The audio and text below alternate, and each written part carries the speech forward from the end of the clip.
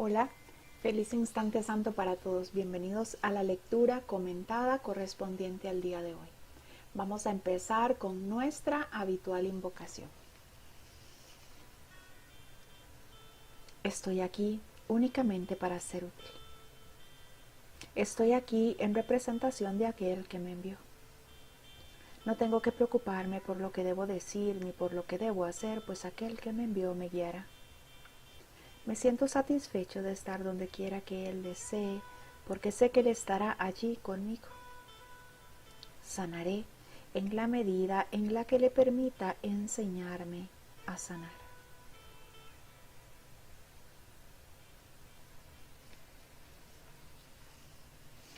Estamos en el libro de texto, hoy realizando la lectura del capítulo 3, la percepción inocente, el epígrafe o subcapítulo 1, expiación sin sacrificio.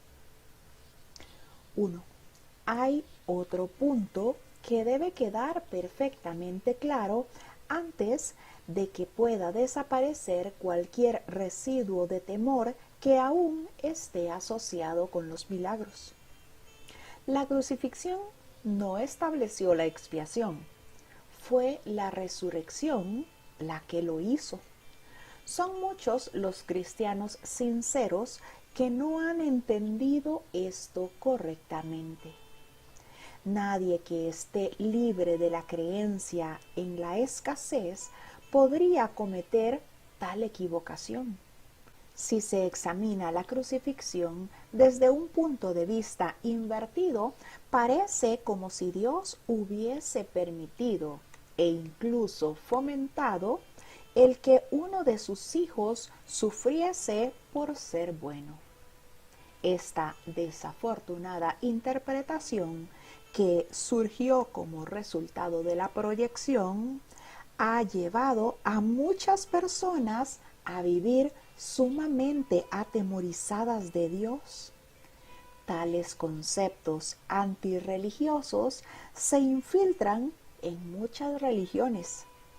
El auténtico cristiano, sin embargo, debería hacer una pausa y preguntarse, ¿cómo iba a ser esto posible?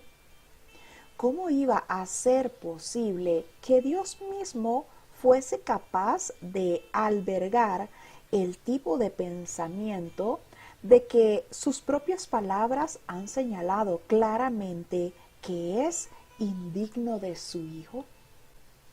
La expiación, como parece que se nos ha enseñado desde la religión, es el pagar esas culpas que parece que cargamos con dolor. Eso es lo que parece que hemos aprendido que es la expiación. Es expiación con minúscula, un término que parece ser usado en la religión.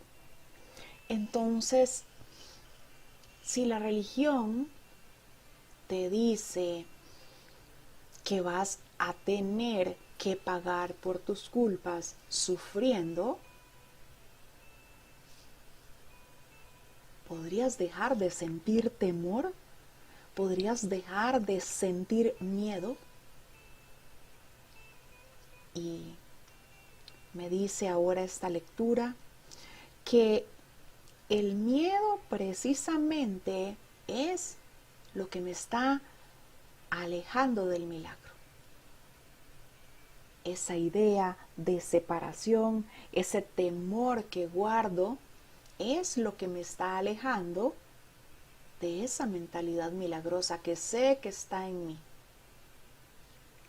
La crucifixión no estableció la expiación con mayúscula. Fue la resurrección quien lo hizo. O sea, el que en esta forma pareciera que Jesús murió, no fue eso lo que definió la expiación. Lo que realmente define la expiación es el hecho de que haya resucitado. Eso entonces me demuestra que el cuerpo no tiene ningún valor, que todo lo que parece que veo en esta ilusión no es más que eso, que una ilusión. O sea, que la expiación deshace todo eso que en la forma pareció suceder o parece suceder. Son muchos los cristianos sinceros que no han entendido esto correctamente. Nadie que esté libre de la creencia en la escasez podría cometer tal equivocación. Si se examina la crucifixión desde un punto de vista invertido, parece como si Dios hubiese permitido o incluso fomentado que uno de sus hijos viniera a sufrir aquí, como si ese fuese el premio por ser bueno. ¿Cómo podríamos siquiera pensar que eso fue lo que Dios quiso cuando sabemos ya que la voluntad del Padre es la perfecta felicidad para su Hijo? Si Dios hubiese permitido e incluso fomentado eso, ¿de qué clase de Dios estamos hablando? ¿Qué clase de Dios nos estamos imaginando? Esta desafortunada interpretación que surgió como resultado de la proyección ha llevado a muchas personas a vivir sumamente atemorizadas de Dios. Por supuesto, si creemos que Dios fue capaz de mandar a su Hijo a esta ilusión a sufrir para limpiar lo que parece ser el pecado de todos. Tales conceptos antirreligiosos se infiltran en muchas religiones. Muchas religiones son representadas por esa cruz. El auténtico cristiano, sin embargo, debería hacer una pausa y preguntarse, ¿cómo iba a ser esto posible? ¿Cómo iba a poder Dios albergar pensamientos de sacrificio, de pecado, de muerte? Es nuestro deseo aparente de seguir pensando que la expiación sí representa sacrificio, tal como parece que lo hemos aprendido en algunas doctrinas. Aclarando que esa es la expiación con minúscula. La expiación con mayúscula, que nos ofrece un curso de milagros, que nos enseña un curso de milagros, es el deshacimiento de todos esos errores imaginarios, de esa locura, de esa culpa que parece que sentimos en esta ilusión, de todo ese miedo que nos causa la idea de recibir un castigo por todo lo que parece que proyectamos. 2. La mejor defensa, como de costumbre, consiste en no atacar la posición de otro, sino más bien en proteger la verdad. No es muestra de sensatez aceptar un concepto si para justificarlo tienes que invertir todo un marco de referencia. Este procedimiento es doloroso en sus aplicaciones menores y verdaderamente trágico en una escala mayor. Con frecuencia, la persecución termina siendo un intento de justificar la terrible y errónea percepción de que Dios mismo persiguió a su propio Hijo en nombre de la salvación. Ni siquiera las palabras tienen sentido. Superar esto ha sido sumamente difícil, pues si bien este error no es más difícil de corregir que cualquier otro, son muchos los que han estado dispuestos a abandonarlo en vista de su eminente valor como defensa. Un ejemplo menos dramático es el de el padre que dice: esto me duele más a mí que a ti, pero se siente exonerado al darle una paliza a su hijo. ¿Crees que nuestro Padre piensa realmente así? Es tan esencial eliminar cualquier pensamiento de este tipo, que debemos asegurarnos de que nada semejante permanezca en tu mente. Y Jesús nos dice, yo no fui castigado porque tú fueras malo. La lección completamente benévola que la expiación enseña se echa a perder si se mancilla con cualquiera de las formas en que esta clase de distorsiones se manifiesta. La mejor defensa, como de costumbre me dice, es no atacar la posición de otro, pero sí proteger la verdad. Y aunque me dice el texto que la verdad no necesita defensas, porque la verdad es lo que es, nosotros sí necesitamos proteger esa verdad en nuestra mente, en esa mente que se cree dividida. Necesitamos proteger esa verdad. Necesitamos pedir guía, pedir la ayuda, pedir que se nos muestre todo eso que nosotros parece que no podemos ver. Pedir que se nos muestre la verdad ante todo eso que vemos que son ilusiones. Pedir que se nos ayude a ver a través de la visión de Cristo, a comprender lo que parece que ahora nos es inconcebible porque estamos acostumbrados aparentemente a ver solo ilusiones. Entonces, proteger esa verdad en nuestra mente sí es necesario. No es muestra de sensatez aceptar un concepto si para justificarlo tienes que invertir todo un marco de referencia. No puedo ir en contra de lo que soy, de mi ser. No puedo pensar que Dios pudo castigar a su hijo, si sé que la voluntad del Padre es perfecta felicidad para su hijo. Este procedimiento es doloroso más en sus aplicaciones menores y verdaderamente trágico en una mayor escala. Con frecuencia, la persecución termina siendo un intento de justificar la terrible y errónea percepción de un Dios que persiguió a su propio hijo. Con frecuencia, entonces, ese juicio, esa persecución que hacemos sobre nuestros hermanos, se basa en esta percepción equivocada que tenemos de Dios, en esas ideas equivocadas que tenemos de un Dios que creemos que mandó a su propio hijo a morir, de un Dios que creemos que se basó en el sacrificio para librar a una aparente humanidad de los pecados. Y aquí me da el ejemplo de ese padre que aun cuando le da la paliza a su hijo, le dice, esto me duele más a mí que a ti.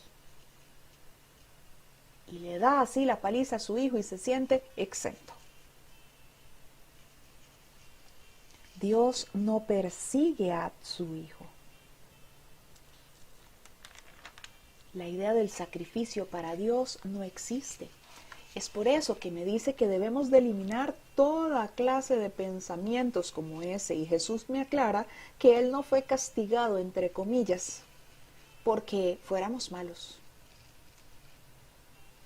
La lección completamente benévola de la expiación nos enseña que cualquiera de estas cosas distorsionan la realidad, porque la lección que la expiación con mayúscula nos da es que esto es una ilusión y que lo que parece suceder aquí no es más que un error imaginario, que cualquier idea nuestra de dolor, de sacrificio, de pena y de muerte no es más que ese concepto equivocado de expiación con minúscula, en donde creemos que hay que sufrir, que el dolor va de por medio, que es necesario el sacrificio. Jesús viene a enseñarnos que la expiación con mayúscula es el deshacimiento de todo eso que creímos que era. Es el liberarnos de todo eso que parecen ser los efectos, entregándole al Espíritu Santo nuestra mente para que encuentre la causa y la sane, para que nos haga reconocer que ese error al que parece que nos aferramos no es más que parte de la ilusión, no es más que parte de eso que creemos ser, de ese personaje del sueño. 3. La afirmación mía es la venganza, dice el Señor, es una percepción falsa mediante la cual uno le atribuye a Dios su propio pasado malvado, entre comillas. Ese pasado malvado no tiene nada que ver con Dios. Él no creó ni tampoco sustenta ese pasado. Dios no cree en el castigo. Su mente no crea de esa manera. Dios no tiene nada contra ti por razón de tus malas acciones. ¿Cómo sería posible entonces que me hubiese acusado a mí por ellas? Dice Jesús. Asegúrate de que reconoces cuán absolutamente imposible es esta suposición y también de que procede enteramente de la proyección. Este tipo de errores es responsable de una multitud de errores similares, incluyendo la creencia de que Dios rechazó a Adán y lo expulsó del jardín del Edén. Quizás por eso piensas a veces que no te estoy guiando bien. He tomado las máximas precauciones para usar palabras que sean casi imposibles de distorsionar, pero siempre es posible tergiversar los símbolos, si así se desea. La afirmación entonces mía es la venganza no es de Dios, porque el Padre no conoce la venganza, no conoce el pecado, no conoce el mal, solo ve a su Hijo perfecto, que está dormido en un sueño, pero sigue siendo su Hijo perfecto. Y nosotros desde nuestra santa mente seguimos reconociendo al Padre, aunque en esta ilusión parece que lo hemos olvidado. Aunque en esta ilusión parece que estamos completamente aislados, separados del Padre. Eso es solamente en este sueño. Seguimos siendo uno con Dios, seguimos siendo una extensión de los pensamientos del Padre. Mía es la venganza, dice el Señor, es una percepción falsa mediante la que uno le atribuye a Dios lo que uno cree que es. Mía es la venganza, dice el Señor. Yo estoy atribuyéndole al Padre todo lo malo que yo creo haber hecho en esta ilusión. ¿Por qué? Porque creo que este mundo es real. Porque creo que lo que parece haber pasado aquí es real. Porque creo en esas acciones, en todos esos pensamientos que he materializado, que me he aferrado a ellos y que los quiero conmigo, que no los quiero abandonar. Entonces, desde ese pensamiento en donde me creo pecador, especial, diferente, malo, desde ahí creo entonces que merezco un castigo y me invento el concepto de un Dios malvado, de un Dios castigador. Pero eso, todo lo que yo me invento en esta ilusión, no tiene nada que ver con Dios.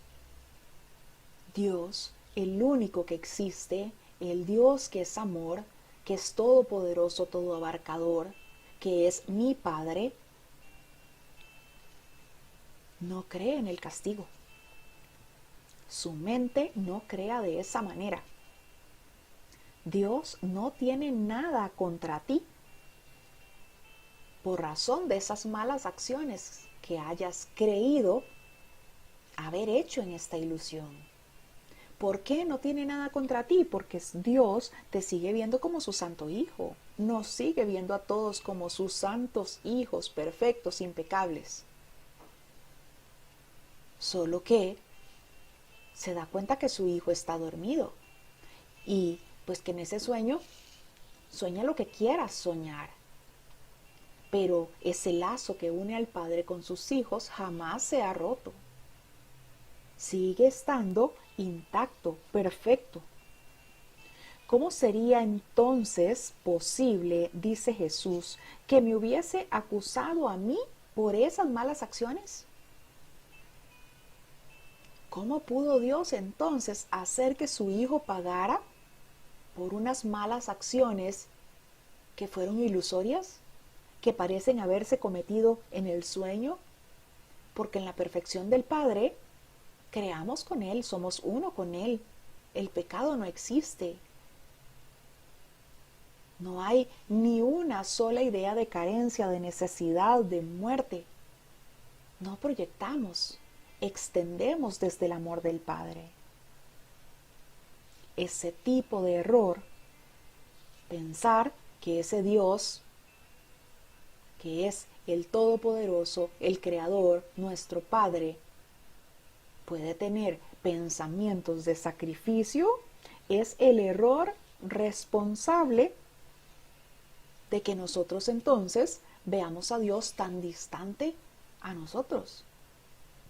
Es el error entonces que da lugar a que yo quiera mejor verme separado y verme diferente, porque imagínese si me veo al lado de un Dios que me puede castigar. El mismo error de la creencia de que Dios expulsó a Adán del paraíso del Edén. Quizá por eso piensas que a veces no te estoy guiando bien, dice Jesús. Porque tenemos tantas ideas en esta ilusión en relación a lo que Dios es, que parece que no logramos comprender que en Dios no hay maldad, que en Dios no hay sacrificio, que en Dios solo hay perfección, que Dios es el amor mismo y que yo soy su santo hijo. Parece que tenemos tantas ideas, tantas proyecciones en esta ilusión de lo que la voluntad de Dios es, que creemos a veces incluso que eso que parece pasar en este mundo de ilusiones es la voluntad de Dios.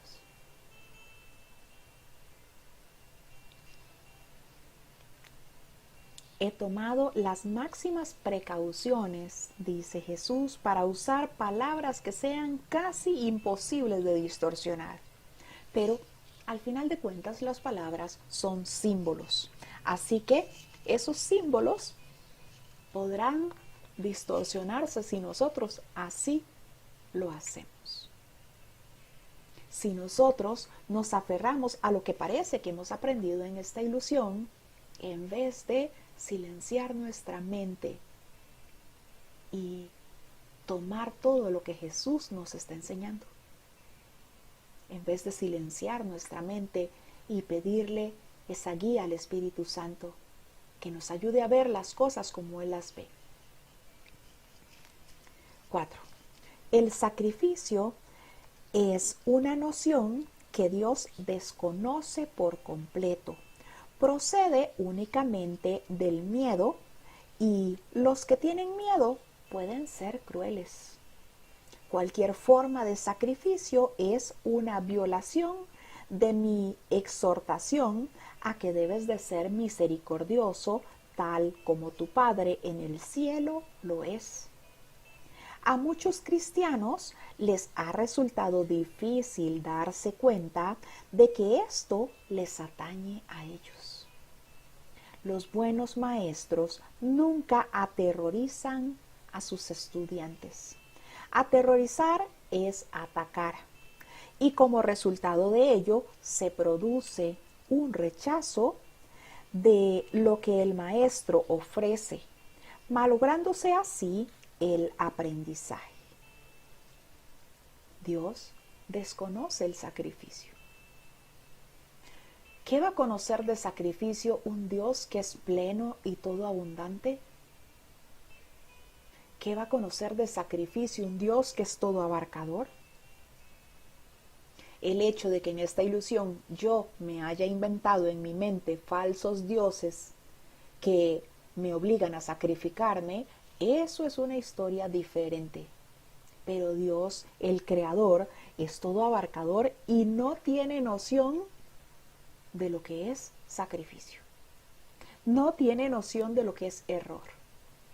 Desconoce la idea de pecado a la que parece que yo en esta ilusión me aferro tanto. Procede únicamente del miedo y de los que tienen miedo, esa idea de sacrificio.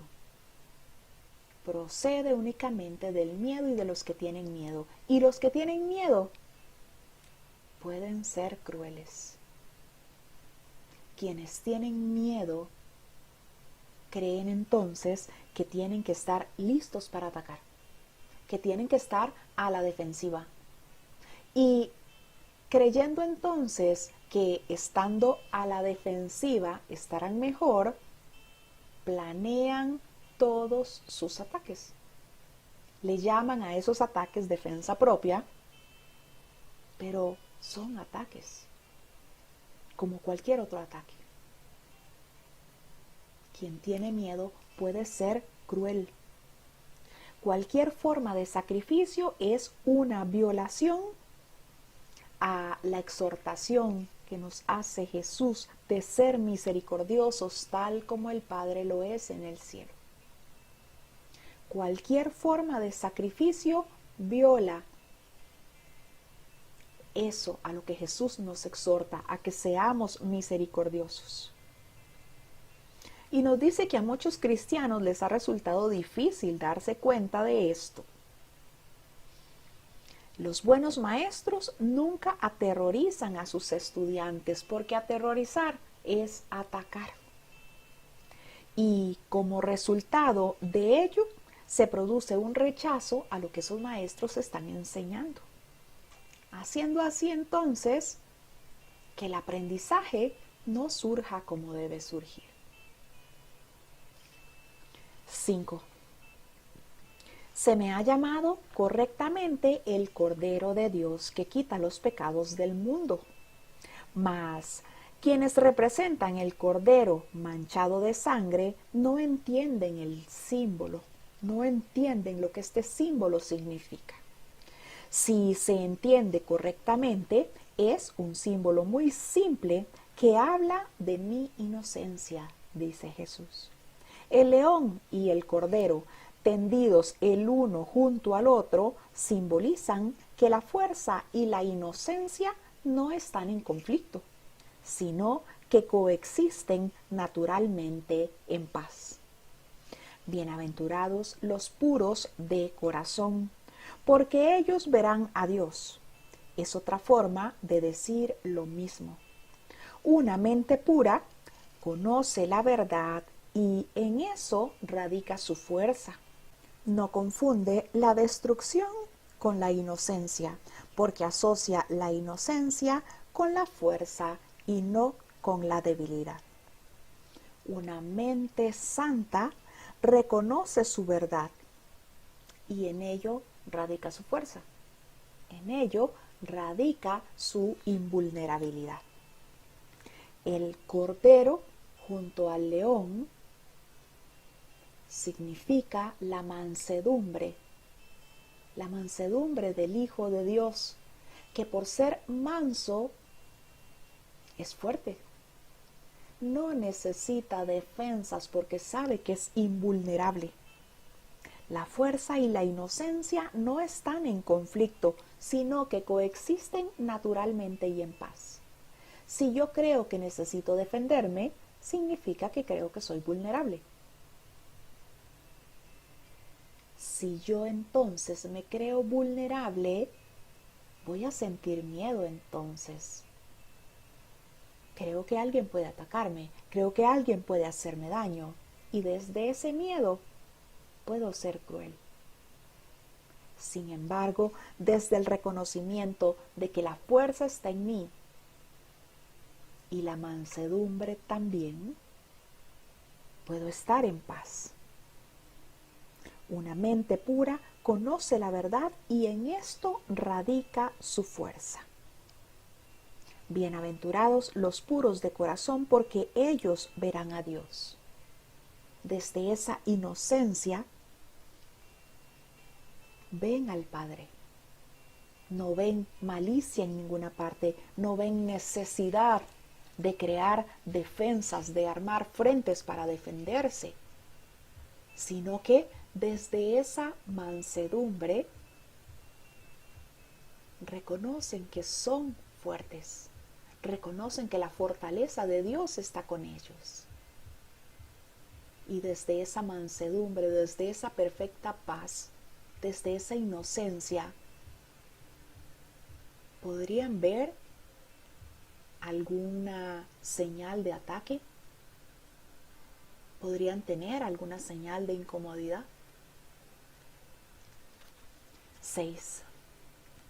La inocencia es incapaz de sacrificar nada porque la mente inocente dispone de todo y solo se esfuerza por proteger su plenitud. No puede proyectar, tan solo puede honrar a otras mentes, porque honrar a otros es el saludo natural de los verdaderamente amados hacia los que son como ellos. El Cordero quita los pecados del mundo, entre comillas, en el sentido de que el estado de inocencia o gracia es uno, en el que el significado de la expiación es perfectamente obvio. La expiación carece por completo de ambigüedad, es perfectamente inequívoca porque existe en la luz.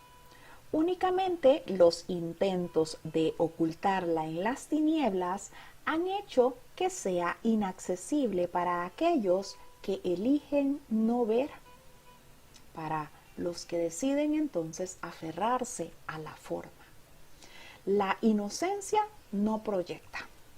La inocencia solo ve inocencia. Y eso es lo que es la expiación. La expiación ve que ese error es imaginario, entonces sencillamente lo descarta.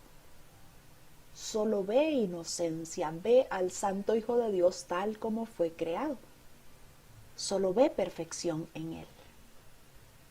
La inocencia es incapaz de sacrificar nada porque la mente inocente dispone de todo y solo se esfuerza por proteger la plenitud. Eso que ya tiene. La mente inocente no sacrifica porque ya se reconoce como inocente. No puede proyectar. La inocencia no proyecta. Tan solo puede honrar a otras mentes que ve como ella misma. El Cordero de Dios quita los pecados del mundo en el sentido en el que el estado de gracia y de inocencia es uno para todos. Es uno. Entonces, esa figura del Cordero de mansedumbre de la que se nos hablaba en el párrafo anterior es el reconocimiento de esa impecabilidad en mí y en todos mis hermanos. Es por eso que la expiación deshace todos esos errores, cualquiera que sean, porque en esta ilusión parece que estamos viendo grados, niveles, dificultades. Parece que vemos cosas que son más fáciles y otras que son más difíciles. Desde la expiación simplemente se reconoce ese estado de inocencia, ese estado de gracia que es uno. Eso es lo que la expiación es. Es perfectamente inequívoco, me dice, porque existe en la luz ese reconocimiento de que mi hermano es impecable, ese reconocimiento de que todo lo que parece que hice o que hizo mi hermano fue solamente en la ilusión, por lo tanto realmente nunca pasó. Eso es el perdón que yo ofrezco con la ayuda del Espíritu Santo a todas las ilusiones. Y por cada perdón entonces que voy ofreciendo, voy quitando toda esa oscuridad que había puesto encima de mí o encima de mi hermano, voy quitando toda esa oscuridad. Y voy entonces viendo la luz. Me dice que la expiación carece de ambigüedad y que es perfectamente inequívoca porque existe en la luz. Porque cuando yo decido entonces liberarme o liberar a mi hermano de toda esa oscuridad a la cual yo me había aferrado, pues simplemente reconozco que todos esos fueron errores imaginarios. Únicamente los intentos de ocultarlas en las tinieblas hacen que sea inaccesible para aquellos que eligen no ver. Si yo quiero seguirme aferrando a esa idea del error, pues me aferro a la idea del error y me mantengo viendo las tinieblas, me mantengo viendo la forma, me mantengo viendo la ilusión y sigo creyendo entonces que mi hermano es un pecador. Sigo creyendo entonces que yo soy culpable. Sigo justificando entonces el que pueda sentir miedo en esta ilusión, porque me aferro a todo eso que no es real. Únicamente los intentos de ocultarla en las tinieblas han hecho que sea inaccesible para aquellos que eligen no ver. Yo elijo si quiero entregarle al Espíritu Santo todo para que sea disuelto o si quiero seguir aferrándome a los errores. No juzgo a mi hermano, juzgo lo que parece que fue su acción y eso entonces lo veo como un error. Yo decido entonces si entrego al Espíritu Santo ese error que estoy viendo o si me lo guardo. Si quiero seguir cargando con él, si quiero seguir viendo tinieblas, yo elijo. 7. La expiación de por sí solo irradia verdad. Es, por lo tanto, el epítome de la mansedumbre y derrama únicamente bendiciones. No podría hacer eso si procediese de cualquier otra fuente que no fuera la perfecta inocencia. La inocencia es sabiduría, porque no tiene conciencia del mal, y el mal no existe. No obstante, es perfectamente consciente de todo lo que es verdad. La resurrección demostró que nada puede destruir a la verdad. El bien puede resistir cualquier clase de mal, al igual que la luz disipa cualquier clase de oscuridad. La expiación es, por lo tanto, una lección perfecta. Es la demostración concluyente de que todas las demás lecciones que enseñé son ciertas. Si puedes aceptar esta generalización ahora, no tendrás necesidad de aprender muchas otras lecciones de menor importancia.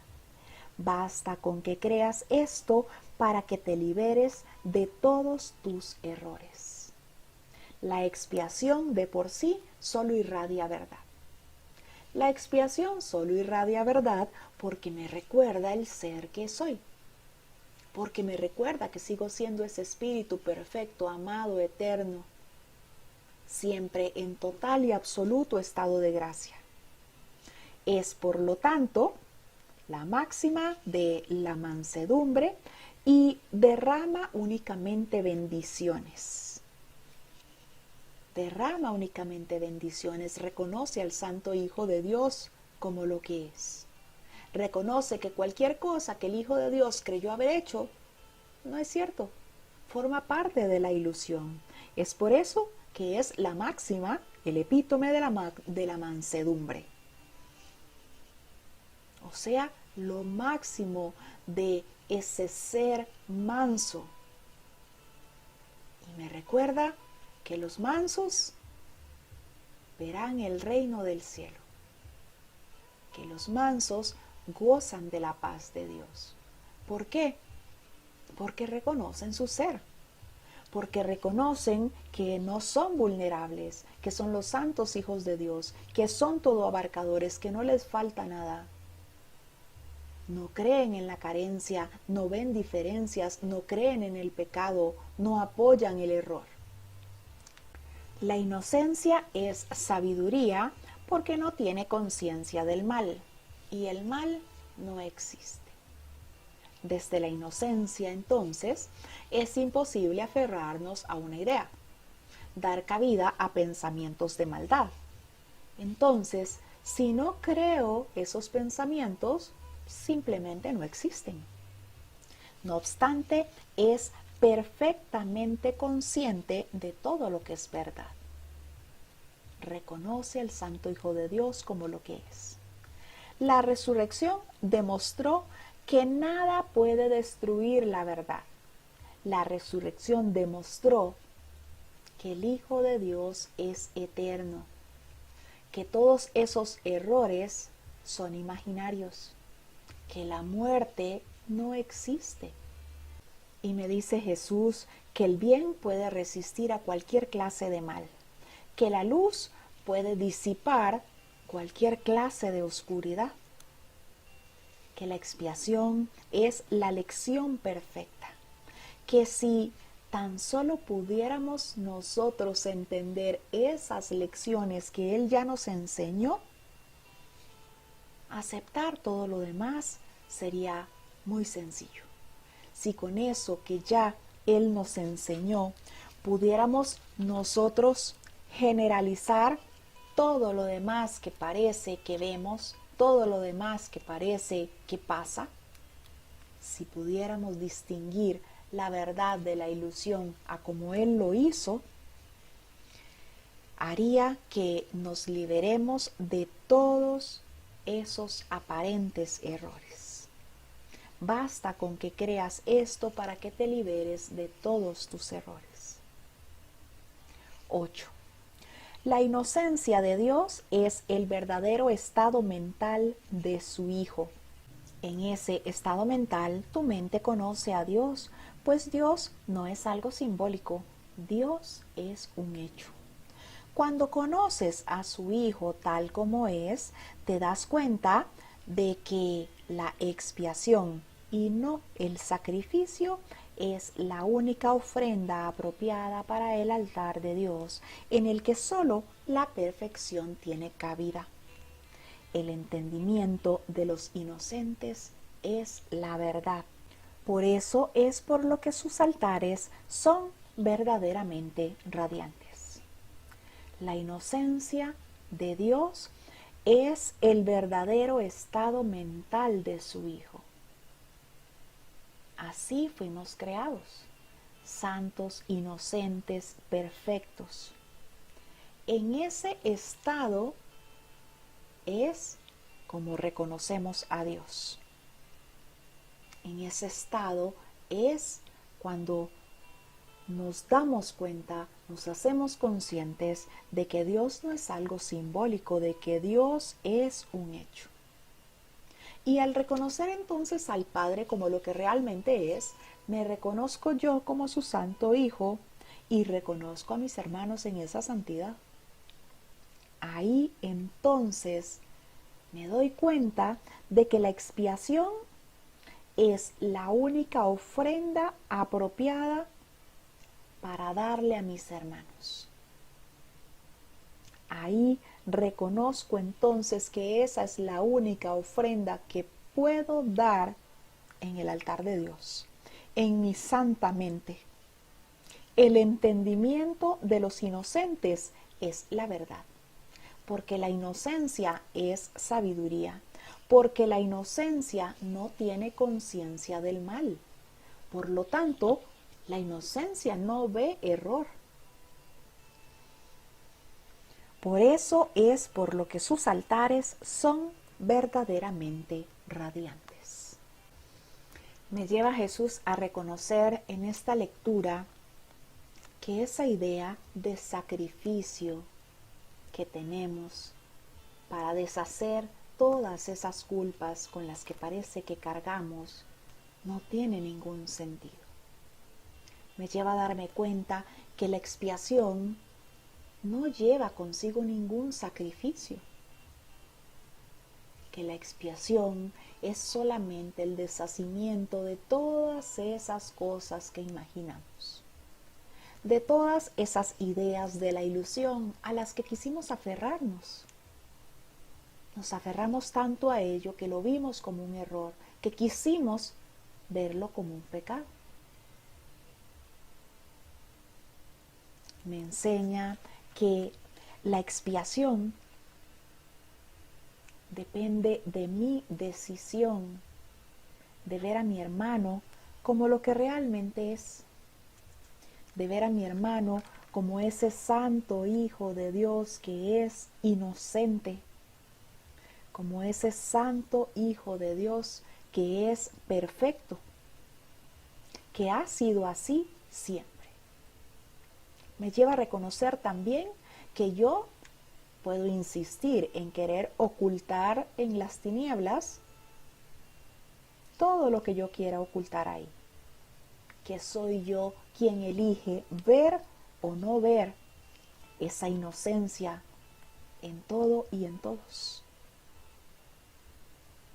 Yo no fui castigado porque tú fueras malo, dice Jesús, aclarándonos que todo ese concepto de expiación con minúscula que teníamos hasta ahora no tiene ninguna validez en esto que Él nos está enseñando. La expiación es el deshacimiento de todos esos errores imaginarios. Y yo elijo entonces entregarle al Espíritu Santo todos mis pensamientos, porque quiero tener nuevas vivencias que me hagan percibir de manera diferente lo que parece que veo en esta ilusión. Porque quiero entender todo lo que Jesús me ha enseñado. Porque quiero comprender que el Dios que me ama y al que amo no me pide ningún sacrificio, ni lo ha pedido nunca, ni lo pedirá jamás. Hemos hecho la lectura del capítulo 3, la percepción inocente, el epígrafe o subcapítulo 1, expiación sin sacrificio.